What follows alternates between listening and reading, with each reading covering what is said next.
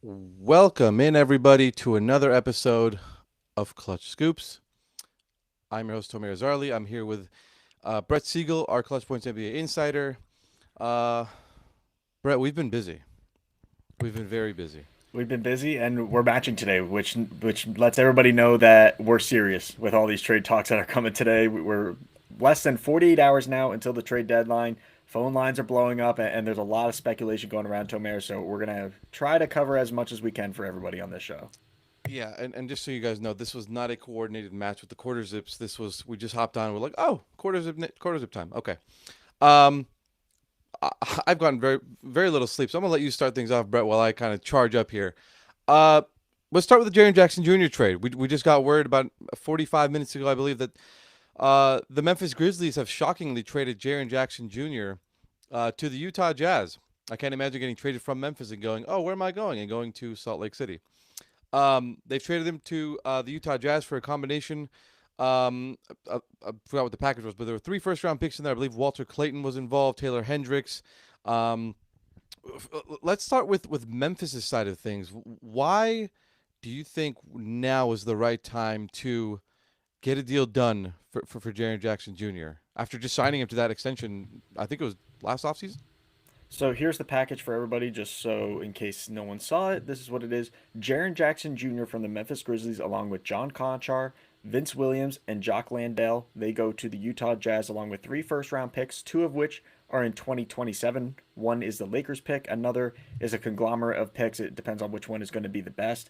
That those will be going to the Utah Jazz along with a 2031 first-round pick from the Phoenix Suns. And if you remember the last trade deadline, that was a pick that the Jazz got from the Suns in exchange for three lesser first round picks that they then gave the Suns so they could make further deals. But that's a valuable future first round pick that now goes to Utah. And the Utah Jazz are sending rookie Walter Clayton Jr., who just won a national championship with Florida last year, to the Memphis Grizzlies along with Taylor Hendricks, Georges Niang, and Kyle Anderson. So this trade it developed kind of fast for the Utah Jazz, Tomer, and there were a lot of teams calling the Memphis Grizzlies over the course of the last few weeks leading up to the trade deadline. We reported on it today at Clutch Points that the Atlanta Hawks, the Detroit Pistons, the Boston Celtics were among a handful of teams that had been in contact with the Memphis Grizzlies as Zach Kleiman and the Grizzlies front office were searching for trade packages involving Ja Morant. But it was Jackson who became the focal point of these trade talks. Utah Jazz came in and they were the only team to offer three first round picks for Jaren Jackson, and especially two 2027 first round picks, which gives the Grizzlies an immediate path to improving through the draft. It gives them the most draft assets along with the Brooklyn Nets and the Oklahoma City Thunder to go out and search the trade market further during their rebuild. And also, they create a massive $28 million trade exception that we are told could be in play for a potential Domantas Sabonis trade. Not that Sabonis would be going to the Grizzlies, but they could be the ones to help facilitate a Jakob Poeltl trade since the Sacramento Kings do not want him. And they could potentially get one or two future first round picks in said trade. So these are all talks that are continuing to go on from the Jazz perspective. They're still gouging the trade market to see if some of these players that they got back could potentially be on the move. Jock Landale, John Conchar, all involved in trade talks moving forward, along with Yusuf Nurkic, who is on an expiring $19.3 million contract. But this basically signals the end of an era for the Grizzlies where Jaren Jackson Jr., Desmond Bane, and John Morant were the faces of this franchise.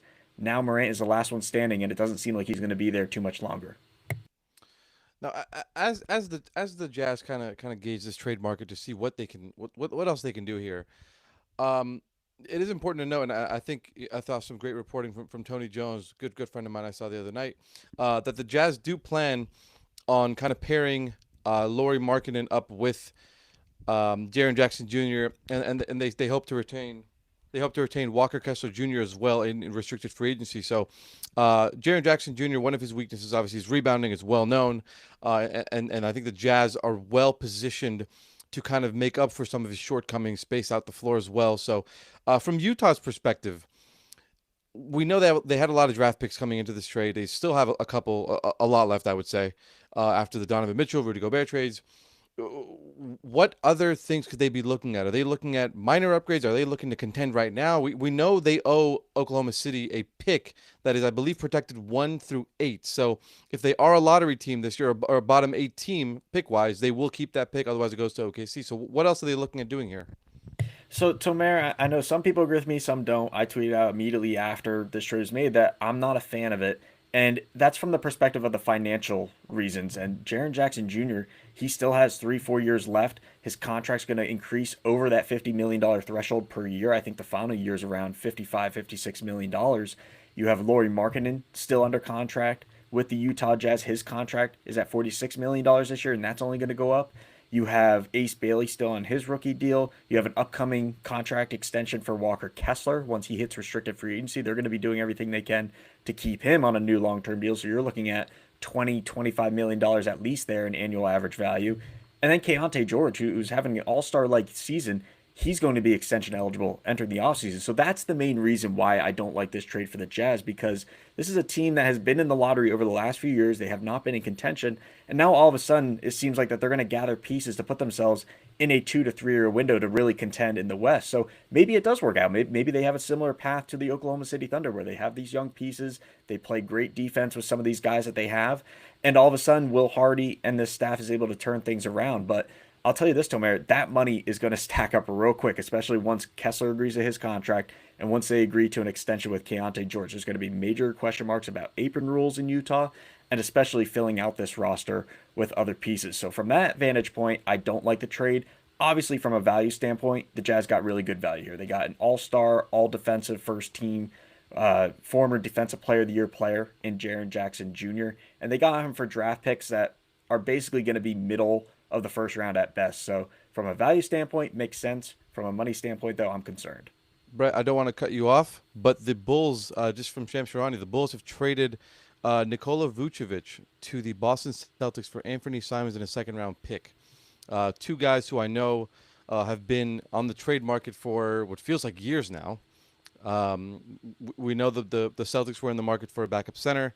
Um, the Bulls acquiring another guard when they have a plethora of guards is an interesting move, but obviously a sign of things to come. So just wanted to touch on that here on the show. Um, you talked about the timeline here, accelerating the window for the Jazz to make this a 2 3 year window. Part of me feels like this is almost like a trying to just almost wait out the Thunder here. They feel like the Thunder's run because they'll face some financial restrictions. Isaiah Hartenstein and Alex Caruso will probably have to be off the team in a couple of years, barring some other major moves they can do. They have a lot of picks and first round picks that I think are guaranteed contracts as well. So they have some decisions to make. It feels like the Utah Jazz are kind of positioning themselves to be ready to make a run once the Thunder kind of um, exit this current contention status. I would say they might still be really good and contend for a championship, but it feels like they're positioning themselves to be ready for that post Hartenstein, post Caruso type of Thunder where they can make a run. Does that feel accurate to you? That's basically the new NBA, Tomer, where teams are basically putting themselves on these 2, 3, 4 year windows to contend for championships because of all these apron rules. Where if you draft a guy, sure, you may be able to keep him, but the Oklahoma City Thunder, 3 years from now, they're going to be running into second apron problems. They're going to have to part ways with some of those guys if they're going to hold on to Jalen Williams, if they're going to hold on to Chet Holmgren next to Shea Gilgeous-Alexander. So yeah, from the perspective of the Jazz, maybe you can slip in there and become a contending team in the West. And so we're going to see a lot more teams operate this way, and they're going to go from rebuilding to immediately using those picks that they have in future assets to retool this roster around a star. And that's exactly what the Jazz have done here with Lauri Markkanen. But as far as Vucevic goes and that trade that just happened with the Bulls, they get back Anthony Simons, another guard that is heading to the Bulls after that trade that we just saw, where they're getting Jaden Ivey and Mike Conley as well. So Kobe White's future is certainly up in the air. We've heard that they've been talking with teams across the league about trying to get a first round pick for him. That does not seem like it's going to be the case. Seems like that they're going to be getting multiple second round picks for Kobe White trade. Ayo Dosunmu, we heard that they want to keep him, but now all of a sudden his future is in question after they just got Jaden Ivey. But from the Celtics standpoint, we knew that Vucevic was on their radar. I believe it was Michael Scotto from Hoops Hype has been reporting that was an option for them to go after Vucevic. And obviously, we've discussed here on the show how the Celtics were one of the teams to reach out to the Clippers regarding Ivica Zubac. So the Celtics got a center. They're going to be contending this year, and they used Anthony Simons' contract just how we expected them to, as an inflated traded player exception. I do want to add that Kobe White is an expiring contract, and I think there is. I think you reported there is some concern from teams who have called about him about whether or not he will, remain there long term. It could be sort of a half year rental here, where he's traded the deadline, goes somewhere, and then opts to go elsewhere in free agency with whoever could pay him. So that has been some of the reluctance to trade for Kobe White. I will say Ayo Dosunmu is a guy that we felt like might stay in Chicago. He's been a pretty good defensive player, been one of the best 3-point shooters in the league. I think he was fourth in the league in 3-point shooting. So very interesting to see what they do there. They do have Mike Conley now on their team, uh, Jaden Ivey. So I'm curious to see what ends up happening with the just plethora of guards that Chicago has to kind of work with here. Uh, Brett, anything to add on this Jaren Jackson Jr. trade? I know we'll touch on some Grizzlies stuff later on in the show as well, but anything you want to touch on regardless, Jaren Jackson? Keep an eye on both those teams. The Grizzlies and Jazz both aren't done. The Jazz are still searching the market to try to upgrade their roster and, like you said, enter that kind of contending status in the West. And then obviously from the Grizzlies, they're hitting the reset button. They're going to be looking to get more draft picks and keep an eye on them being able to facilitate that Domantas Sabonis trade, which there's ongoing talks between Toronto and Sacramento even today. Amazing. Trade deadline week is crazy. Let's transition to the what broke last night during the LA Clippers game. I think it was about 2-3 minutes left in the uh, second quarter in the first half when news came down of Chris Mannix of SI was first to report that the Clippers and Cavs were in advanced talks on a trade surrounding James Harden and Darius Garland. Obviously, a deal that no one exactly saw coming, but there were some rumblings about it happening, or about maybe Harden's future yesterday after he was ruled out for the second consecutive game due to personal matters. I was told that the first one was a legitimate personal matter. It wasn't like there was anything trade wise that was coming up. I think there was an actual personal matter that came up when he was in Phoenix. I believe he has a house out there. So, or I believe his partner has a house out there. So there was something there. The second game last night against the Sixers, I think when you put together the timeline of the Cavs Kings trade on Sunday for DeAndre Hunter, Keon Ellis, Dennis Schroeder, plus the game the next night, I think the Cavs were probably um, in talks for quite a while there. We've been told that the Clippers and Harden had been in talk for multiple weeks about a potential trade and just working together to find a new home for him that might make sense because, again, financially speaking, they're not willing to go over that 2027 into that 2027-28 salary cap year. So, yeah, this one's an interesting one because again, like there were some rumblings. Brett, I'm sure you heard the same. We talked about it over the last month that maybe Harden was eyeing another destination.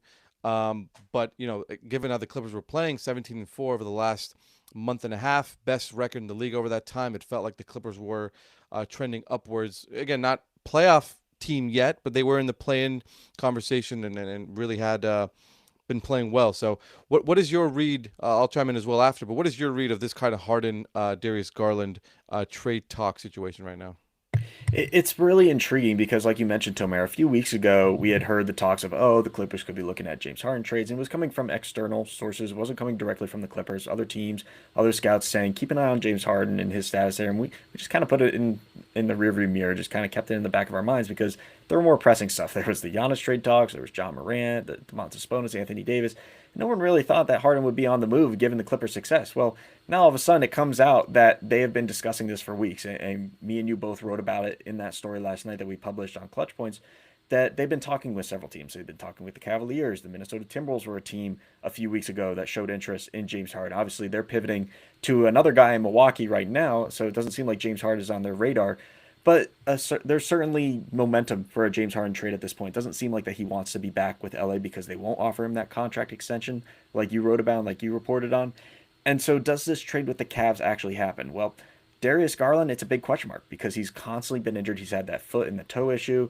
That's been a yellow flag that teams have kind of stayed away from. And that's one of the reasons why this past offseason there wasn't really momentum for a trade regarding Darius Garland. There were concerns about his injury status and his health moving forward. And so, will that play a factor in this trade with the Clippers? Because you and me both know, Tomer, they will not trade for a player that's injured. They do their homework on these guys, and they're going to make sure that if they get Darius Garland, he's 100% ready to play for them and contribute to what they hope to be a playoff run this year. It is important to know. I just want to clarify one thing that there was no extension offered. I think that there's been a lot of misaggregation regarding that over the last 12 hours or so. Uh, Harden is not extension eligible. Just to clear that up, he is. I think he's targeting, or he was hoping to get a 2-year fully guaranteed deal this summer from the Clippers. And again, that would take them into the 2027-28 salary cap year, which is something they have been avoiding completely. They didn't do it for Paul George as part of the reason he left in free agency. They wouldn't do it for Norman Powell. The Kawhi extension that he got done at the time will end in 26-27. And they weren't willing to do it for James Harden either. They want to be able to clear their books. Um, and transition from this iteration of the franchise right now. And they also don't want to use assets. They really do not want to put in any more first round picks.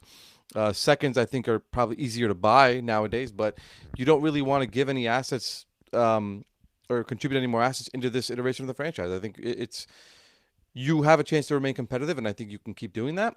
But I just don't think you need to put in any more assets to try and compete when it's clear they're not one of the best teams in the NBA. Um, regardless of what you think, they have not been one of the better teams in the NBA this year, and they will not be contending. So there's no point in putting in more assets into this iteration. I will say the Clippers have also struggled to get talent because they've been up against that first apron line or in the apron in past years. Like they've been struggling to find young talent. Jordan Miller and Kobe Sanders are two guys who they have strong interest in retaining and signing to standard contracts once they're able to. And Darius Garland, a 26-year-old, just turned 26, presents them an opportunity to get a guy who's 10 years younger than James Harden, um, and I believe a two-time All-Star, and just give him a chance to try and build around that. Again, he does have his contract does run into the 27-28 season, but I believe that would be kind of that would be worth kind of breaking the rules there for them because it is 1 year, just into that 1 year, and two, it's a guy who's 26, up and coming two-time All-Star. I think again they have no avenues to obtain young talent, and so I think they'd be willing to do that. I will say. It's still unclear whether it is or it isn't. You touched on it, but he has been dealing with foot and toe issues this season, and I believe last season as well. And I believe that may be one of the reasons for the holdup. I mean, you reported yesterday that I believe the Cavs wanted a first round pick as well from the Clippers in that deal. Maybe you can speak a little bit more on that. It doesn't sound like either side wants to give up a first round pick at this point, and it feels like this will end up being a 1-for-1 type deal, assuming he clears medicals and all that. But again, it's not like this is a done deal yet. I will say once you have players named like this, it would be very awkward and very, I would say, almost toxic to bring those guys back into the locker room and try to have them play for another 3 months and try to push for a championship. But just to add, Brett, about the first round pick stuff, was that accurate? Well, I think that's a perfect segment to kind of go into the Cavaliers talk, and we'll circle back to the Clippers in a little bit here, and especially because Kobe White is a player that has been on their radar and could potentially be on the move to LA with all the guards in Chicago right now. But we'll move over to the Cavs here. The idea of getting extra assets, that's something that Kobe Allman and the Cavs front office really want, and they feel that if you're giving up a player of Darius Garland, a younger guard, he's a proven all-star in this league, and you're getting back an aging James Harden whose contract, yeah, it's a 1+1 type deal, but you don't really know what his future is going to hold, especially if you're not going to give him the extension that he wants. Could he potentially leave and go somewhere else in free agency? That's why they want the extra insurance of the draft pick. And it's also because this team is very active on the trade market right now, Tomer. They're still looking for ways to get below the second apron. They're currently around 14 million above that apron line, and they're going to be shedding salary between now and Thursday. They're also going to be active buyers. They're looking to trade Lonzo Ball and salary dump him to a team that can take on his $10 million contract. There's been discussions with teams about Max Strus possibly being available. Our colleague over at The Athletic today, Sam Amick, reported that Jared Allen is a name that's coming up in trade discussions, and there's a ton of interest in him around the league. So maybe the Cavaliers could get multiple first-round picks for him, maybe another young player, and all of a sudden they become an attractive destination to pull off not just a James Harden trade, but maybe they go out and enter this Giannis sweepstakes that could go right up to the wire on Thursday. So a lot of moving parts right now in Cleveland. They're both operating as sellers to get below those apron lines and then active buyers to try to get the talent necessary around Evan Mobley and around Donovan Mitchell to contend for a championship right now. I will add that as part of the trade talks with the Clippers and Cavs, Darius Garland currently earning 39.4 million. James Harden is at 39.1 million, and the Clippers have been trying to stay under that first apron line. They are, I believe, it's 1.4 1.1 million away. So this trade, a 1-for-1, would allow them you would be able to make this trade, but also be able to stay under the first apron line. The Cavs, as a second apron team, cannot take on more salary, and I don't think they can combine players in the trade either. So it has to be a one-for-one type deal, at least from their end. So um, Cleveland, I feel like the DeAndre Hunter trade, obviously, they were able to get a couple of good assets here in Dennis Schroeder and Keon Ellis. Would it be safe to say that Dennis Schroeder's future might be a little bit up in the air if the Cavs are to acquire Harden? I mean, I think Harden obviously elevates everyone around him, as we've seen in recent years.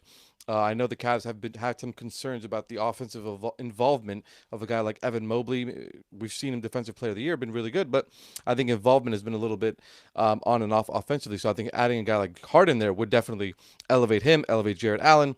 But what does that mean for Dennis Schroeder? Is he a guy that would be on the move again?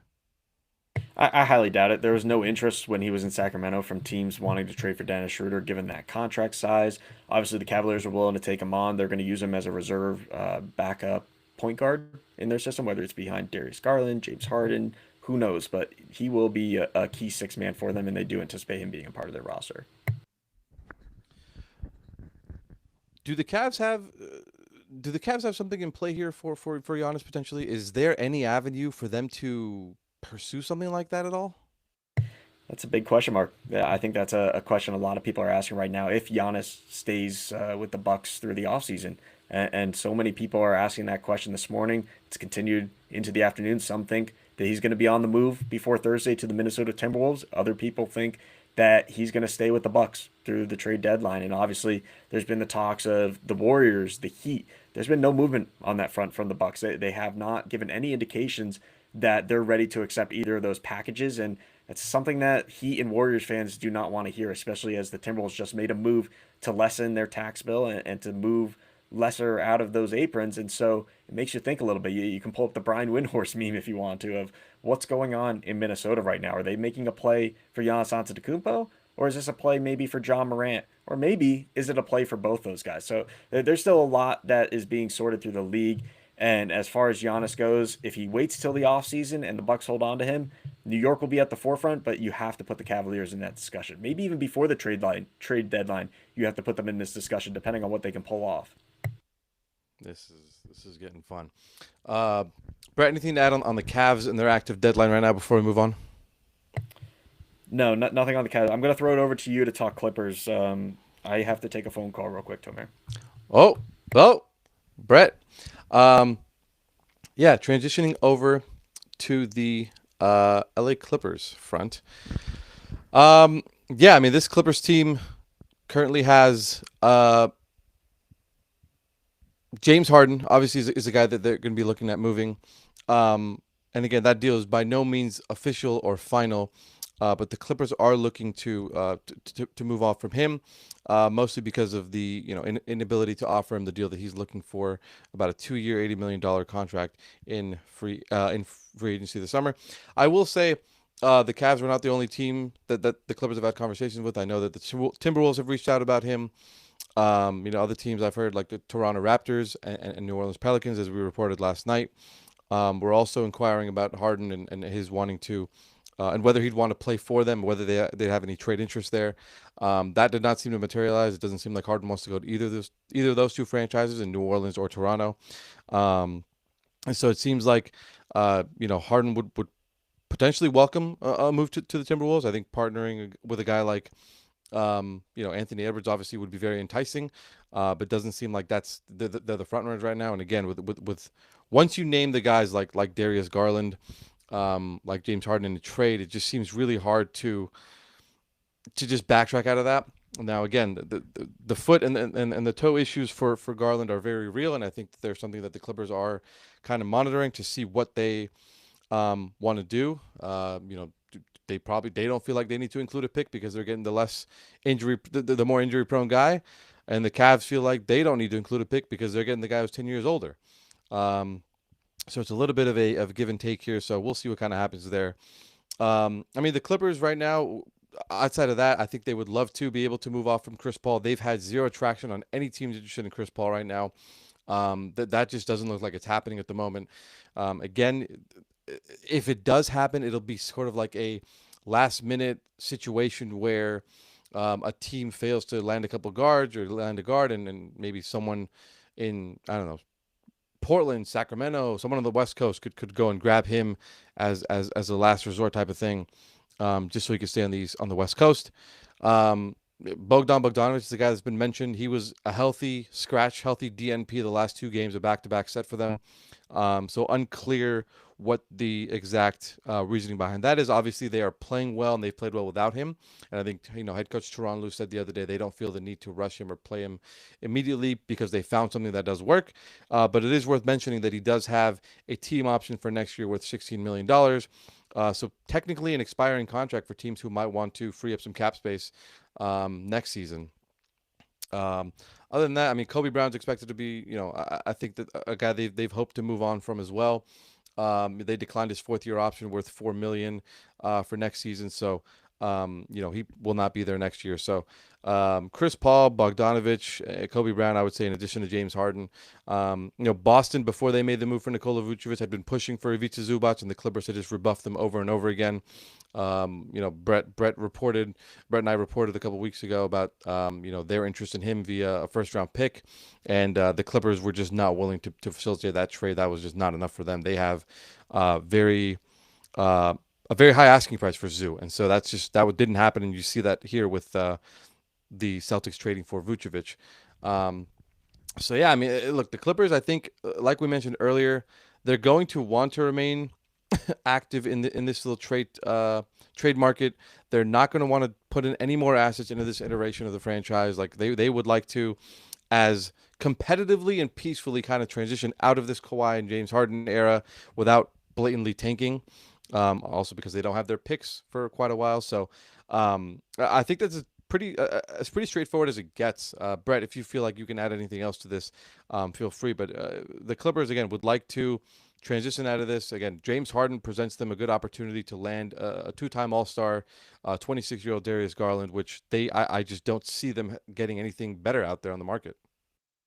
Yeah, so Tomer, I'll fill everybody in here on full call. Was not a trade, so we don't have anything to worry about that. But continued talks with the Bulls is that Kobe White will be moved before the trade deadline. And they are also another team that is popping up in Jakob Poeltl talks in terms of Toronto potentially trading for Domantas Sabonis and Jakob Poeltl potentially going to the Bulls with draft compensation there and maybe Kobe White being included in that trade. So still a lot of moving parts there for the Bulls. But as far as the Clippers go, their focus right now is on those James Harden trade talks, as Tomer mentioned, as we talked about earlier in this show, and whether or not they can get a trade done for Darius Garland. But they, like Tomer said, they do not want to invest future picks into this iteration of the team. They are not at the top of the West right now in terms of competing with the Spurs, with the Thunder. And so there's going to be some question marks about what this team looks like after the trade deadline. But that kind of segues us into our next segment, Tomer, and it's one that everybody wants to know about. It's, will Giannis be traded before the trade deadline, or will he be on the move in the summer? Yeah, I mean that's a great lead into that, and Giannis is a guy who has been the topic of conversation for the last several months, especially in the last couple of weeks. You've done some great reporting on the Warriors' interest level in him and their package full of 4 first-round picks and 2 pick swaps. You've also reported on the Heat's package for him, which would be a plethora of their young talent led by Tyler Hero, Khalil Ware, Jaime Jaquez. Was there anyone else? Yakuchonis potentially. So they have a number of players they could put together in a trade for Giannis. So what is the latest here? I mean, I think the last thing you reported was that the Bucks were fielding offers, maybe potentially making counter offers. But as of Tuesday afternoon, there's still no traction on any trade or any particular market that could make a move for Giannis by the deadline. Here's where I'm basically at with all this Tomer. From talking with teams, some of which are involved in going after Giannis, but there's been no firm confirmation of, hey, the Bucks have declined this offer, or they've come back and offered this instead.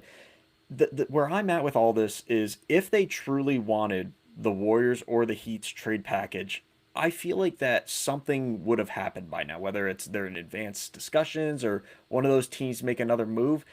It seems like both teams are kind of holding on to assets because A, they don't have an answer yet from the Bucks, and B, maybe it's the Bucks simply saying that that's not what we want. And when you look at the Warriors package, very draft pick heavy, some of the best draft picks in the league when you look at past the 2030 season. But what players would the Bucks really get back there? Can you build around Jonathan Kuminga, Moses Moody, Brandon Pajemski and obviously Draymond Green would be included in that trade package as well, but he wouldn't be going to the Bucks. He'd be going somewhere else. What could you possibly get there? And so then you look at the Heat's package. Well, Tyler Hero is an all-star type player. Is he somebody that you can build around, or is he a secondary guy next to another star player? So those are questions that the Bucks are obviously asking themselves right now. And so since a trade hasn't happened yet, it makes you believe that there's other avenues out there. And it also is why league personnel continue to point to the fact that they think that the Bucks will hold on to Giannis until the offseason and then discuss things then. Obviously, the Minnesota Timberwolves are going to be very busy over the next 48 hours. Could they potentially get a deal done? That's something that we're going to look into further. That's something that we'll probably have more details for everybody on tomorrow's show. But as of right now, Giannis is still on the Bucks. They're still talking about trades, but the overwhelming belief around the league is that he's going to remain with the Bucks. And so, what does that mean for some of these other teams, Tomer? Well, the Warriors, we talked about maybe they could just kind of stand back and hold on to their assets for Giannis. I don't believe that's the case. I think that they're going to be very aggressive before this trade market. They're going to get a firm answer either tonight or tomorrow morning on if they have an opportunity to trade for Giannis. And if they don't, they're going to pivot to some other big names. And I think that some of them will surprise people. And I don't want to be throwing out names out there. I'm going to keep a lot of it kind of in house and we'll report on it at Clutch Points. But keep an eye on what's happening in Indiana. Obviously, they have a team that was just in the NBA Finals last year. That it doesn't seem like that they want to tear apart their roster at all, but they're still looking after going after a big man. And one of the names that keeps being mentioned in league circles in connection with the Warriors, it's somebody that they targeted in the past. It's Pascal Siakam. So that's a situation that I would just keep an eye on for the Warriors as we head towards a trade deadline. And obviously for the Heat, the big name that I would keep an eye on if it's not Giannis is John Morant. So the two main teams so far, Miami and Golden State, we know what their packages have been. It seems like we brought it up earlier that the Minnesota Timberwolves were thought to be a team that might wait till the offseason to potentially try and make a push for Giannis. Some of the moves they're making now, again, they don't have the best draft compensation, but they could hypothetically, if a guy, and this is not a report, but if a guy like Jaden McDaniels were to suddenly be made available, if Giannis were to express interest in playing with Anthony Edwards, would the Timberwolves be able to get a couple of first round picks to then flip for Giannis? Is that something doable, you think?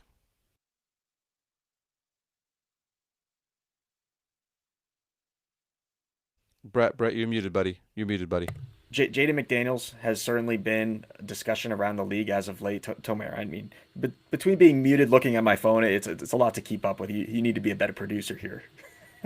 But You're throwing this on me for you being muted? Jaden How is that McDaniels has possible? certainly been discussed around the league, and in terms of fetching multiple first round picks for him, I personally view him as getting 3 first round picks. I think that what the Utah Jazz gave up for Jaren Jackson is comparable for Jaden McDaniels at this point because he is a young talent. He's an all defensive type player, and so Jaden McDaniels, if he is to go to the Bucks to another team, obviously certainly has a lot of value there and the Timberwolves can immediately get a lot of picks back for him. Same thing goes for Julius Randle. Same thing probably goes if they were to make Dante DiVincenzo or Naz Reid available. So that's why they still have assets to be able to go out and make a big move, whether it's John Morant, Giannis, both of them, who knows. But the Timberwolves are certainly active, and it does seem like that this trade that they just made to give up a protected pick and Mike Conley, it seems like that's a precursor to something big that's going to happen in Minneapolis. I do think that once bleh, if the Bucks do make it to the offseason without trading Giannis, I think they do have some more options. They will have some more options available. Um, as far as the New York Knicks potentially the Miami Heat getting a couple picks, like I think they would have more available to them. I will say that there has been some buzz, and Brett, I'm sure you've heard it about the Miami Heat trying to pair both Giannis and John Morant. I know that Miami has kind of stalled, or at least put the John Morant trade talks on pause until they can figure out the Giannis Antetokounmpo situation. Um, but I think they have interest in pairing Ja and Giannis up together. But again, I just don't know if they have enough to get that done right now between their pick selection, their draft assets, and their players available. But that certainly could be an interesting possibility there of pairing John Morant with Giannis Antetokounmpo and Bam Adebayo in Miami. Um, I was under the impression that Ja might make it past the trade deadline. Um, but after seeing what Memphis did today with Jaren Jackson Jr., they went from trading Desmond Bain and saying we want to build around Ja and Jaren in October, whatever that was in summer, to now a full blown rebuild. They've acquired draft picks. They moved on from Jaren Jackson Jr. and his 5 year deal. That they John Morant is I would imagine next. Like they have refused that they are not going to pay him the max extension worth, I believe, is 178. I believe 3 years, 178 million. They're not offering that extension to him, and so it just seems like his time with the Memphis Grizzlies is coming to an end. It just remains to be seen where, again, because teams like Miami are monitoring the Giannis situation first. So I do wonder what this, we talked about it earlier with Jaren, but what does this mean for John Morant and his future? The Memphis Grizzlies have wanted assets for him. They have not been able to get many assets for him on the trade market or get any traction on any assets. What do you think happens with Ja? I'd be shocked if he wasn't traded before Thursday. They just traded away Jaren Jackson Jr. It's a signal that they're willing to take on salary if they can get draft picks back. And so John Morant, they've wanted a first round pick for him. Maybe they can even get a first and a protected for him. Maybe they can get two first round picks now if they're willing to take on salary. And so you have those talks maybe with the Domantas Sabonis and the Raptors angle. Could the Grizzlies potentially be a facilitator there to take on Jakob Poeltl's contract? Could then John Morant be attached to that, whether he goes to Sacramento, whether he goes to Miami, Minnesota, one of these other teams? Certainly feels like that John Morant will be on the move before Thursday. That's kind of where I'm at right now with talking with people in the immediate aftermath of this Jaren Jackson trade, Tomer. But we got plenty of calls to make once this show is over. Anything to add on the Giannis front before we move on to our last segment? Let's go ahead and move on to the last one. I know everybody's got a lot of questions that they've been asking, and we want to try to answer as many of those as possible while also talking about some of these stars that could be on the move. Right, for sure. So, our last segment is just potential stars that could be on the move. I know a lot of you guys have asked about certain players. So let's start with Domantas Sabonis. I think Domantas Sabonis and the Toronto Raptors, have been linked multiple times over the last couple of weeks. You've reported on it. We've heard some other things, and the chat is obviously asking about it now. So, what do you have for us with the latest on Domantas Sabonis and the Raptors' pursuit of him? So, as we reported yesterday in our column on Clutch Points, the Toronto Raptors and Sacramento Kings have been engaged in trade talks regarding Domantas Sabonis over the last few weeks. The latest trade iteration of that involves RJ Barrett, Jakob Poeltl, and a first-round pick, along with Ochai Abaji's expiring salary for Sacramento, and they would give up Domantas Sabonis. But the big holdup is that the Kings do not want to take on Jakob Poeltl's contract no matter what. It would have to take at least one other team involved here for the trade to go down, and so that's why we're hearing today, in the wake of Jaren Jackson's trade from the Grizzlies, maybe there'll be a potential facilitator to take on Poeltl and extra draft compensation there. Maybe the Chicago Bulls would be a team that, after trading Nikola Vucevic, that they would take on Poeltl's contract if it meant that they could get extra first-round picks there. So the price has gone up from Toronto's standpoint. They're going to have to give up a lot more than just one first-round pick now to get Sabonis. And that's why some people think that this could be delayed until the offseason. And I know that there's been a lot of reporting from Sacramento locals and the people there of Jakob Poeltl not being an option for them, and we can confirm that.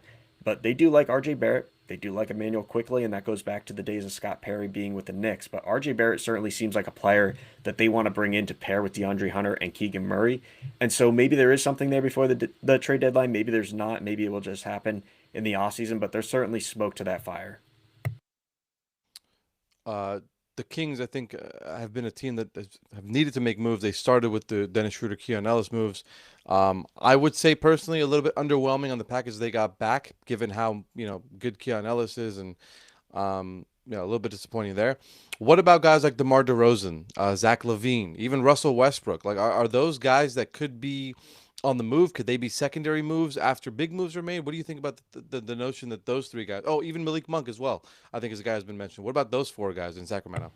I think Malik Monk is the guy that has the highest likelihood of being traded, but there's a possibility that none of them are traded. There's just no market right now for DeMar DeRozan. There's no market for Zach LaVine.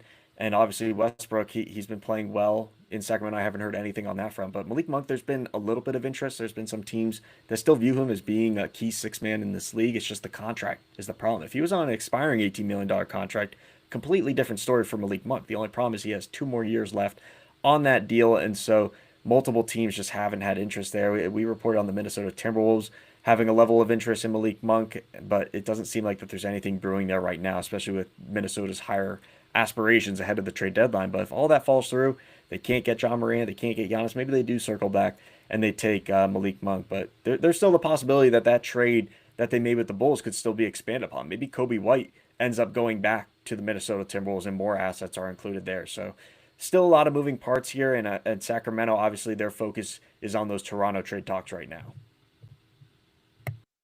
I want to touch on the New York Knicks for a second. Yabusele, Gershon Yabusele is the guy who I believe we've touched on a couple times. We thought the Knicks would be trading him at some point. He's a guy who played well for the Sixers last year, so it's a little puzzling that he's fallen this far out of the Knicks rotation and isn't really finding a new home. I saw a report today that teams in like Panathinaikos and Monaco and even a team in Israel is interested in him. We know what he's done in Europe. He's been very good there. Obviously, I think he wants to remain in the NBA and have an opportunity here. What's the latest with Yabusele and the Knicks trying to find him a new place to play? Yeah, we reported on yesterday's show even where the Knicks have been talking with teams about Yabusele. They talked with the Spurs, and we reported on that 2 weeks ago here on Clutch Points, talking with Jeremy Sohan, but the Spurs do not want to take on Yabusele's contract. There were talks with the Pelicans about Jose Alvarado, Yves Missi. Nothing has really been brewing there, and the Knicks are kind of running out of time here to make a move, but I do still expect them to get something done. They need to find some type of secondary talent on their bench to help them in this playoff push.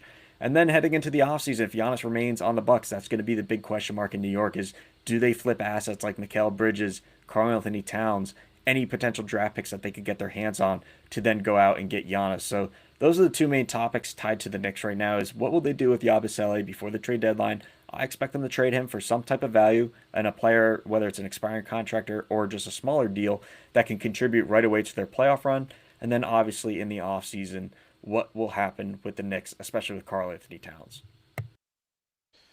Another guy, the chat just asked about Klay Thompson. Klay joined the Dallas Mavericks, leaving the Warriors a tough decision um, to play with Luka Doncic and Kyrie Irving. Uh, he has not gotten to play much with Kyrie, and we saw Luka traded shortly into his first year with Dallas. And so, I think Klay has been, after the injuries he went through, I think he just enjoys playing basketball, doesn't take it for granted. That being said, I think he would like to play for a contender and maybe a team that's not in the lottery like the Mavs are right now. What's is there anything on Klay Thompson, and could he potentially be sent to another team that might be in contender status? Nothing right now. So someone brought up a situation to me of, hey, maybe the Spurs could buy him low to get a veteran shooter and a former champion that knows what it takes to win in this league. Maybe, but I just don't see them having interest in that type of contract. Again, if he was expiring or he hits the buyout market, there'd certainly be a level of interest there, but it's just really hard to trade for Klay Thompson right now when he's owed 16, $17 million this year and then the same next season, and there's no way to get off of that contract. So that's why there's no interest there. But the Mavericks, they're certainly active ahead of the trade deadline. They're still talking about Anthony Davis trades, and obviously Daniel Gafford has received a lot of interest around the league. It would not come as a shock to anybody if he was on the move before Thursday. Daniel Gafford is a guy who I think was a potential option for the Raptors, if I'm not mistaken. What Gafford is on that new deal. I believe he signed with the Mavs recently. I want to say last summer. So why the sudden change of heart? You think in Dallas? Is it more of Dallas trying to move him, or is it teams just trying to make a push for a rim running big man who can also defend at the rim? It's a little bit of both. Obviously, you want to sell high and get the most value that you can for your players, but Dallas is heading in a different direction. They don't envision Anthony Davis being a part of the future of this team next to Kyrie Irving and Cooper Flag. It seems right now that they want to keep Kyrie. It doesn't seem like that he is at all involved in trade talks, and it doesn't appear as if he will this summer. But of course, anything can change. But the future of this franchise is Cooper Flag. They're going to continue to get younger, more dynamic, and surround him with cost-effective players for the foreseeable future. Before we move on from the Mavs, I just wanted to AD. We've seen just so many reports up and down about he wants to stay. He wants a max. They're going to trade him by the deadline. The Hawks were, it felt like at some point, very likely to land him, and then that suddenly just backed up, and it doesn't seem like it's happening right now. So is AD just a safe bet to, especially given his wrist injury, to stay on the Mavs through the deadline, and the Mavs will visit this again in the offseason? I'd be a little surprised if any other team other than the Hawks got a deal done for Anthony Davis. There hasn't been much interest out there. I know Brian Windhorst reported that the Cavs touched in with the Mavs about Anthony Davis earlier in January. Obviously, nothing really brewing there right now, but if they were to move Jared Allen, maybe Anthony Davis becomes an option there. I just don't see that being a fit. And then obviously the Atlanta Hawks package, we reported on it, how they want to get off of Kristaps Porzingis and Luke Kennard's contracts. They're expiring, gets them to around 40, I think 44 million dollars there in Atlanta, and so that's enough to then go out and trade for Anthony Davis, and that's something that they'd be open to doing. Whether or not the Mavericks want to take on expiring salary and maybe that middle of first round pick, I believe it's like a Cavs swap that the Hawks own. It would be somewhere between the 18th and the 25th overall pick.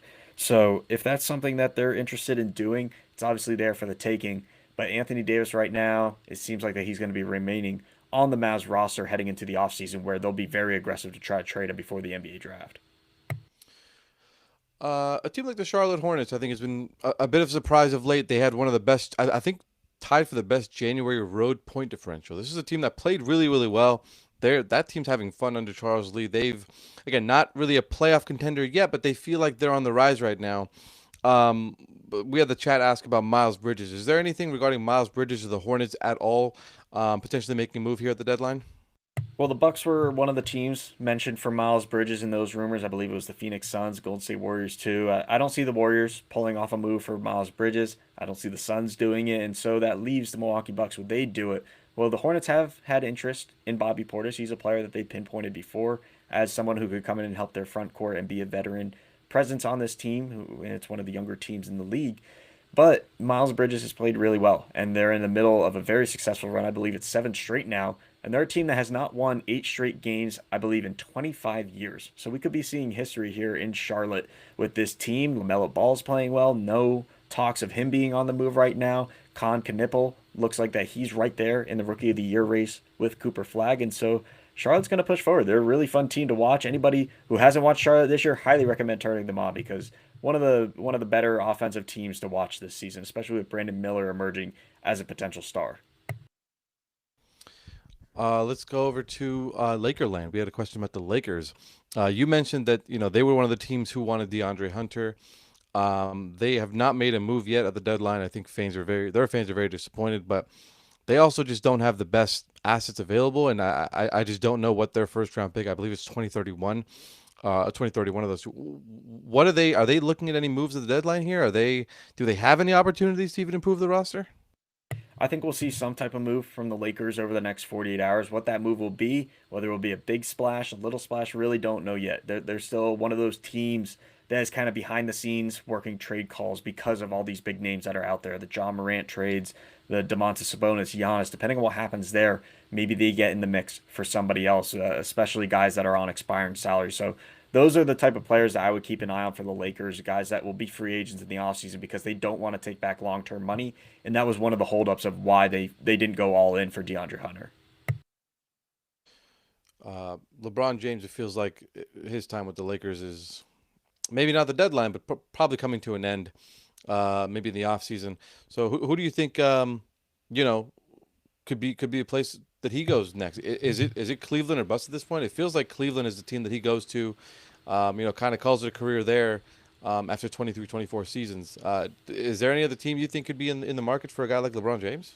I think this is a perfect spot to wrap up today, Tomer, is LeBron James. And it's been a terrific career for him. I believe this is year 23 in the league, 22 All-Star appearances, just got named a reserve.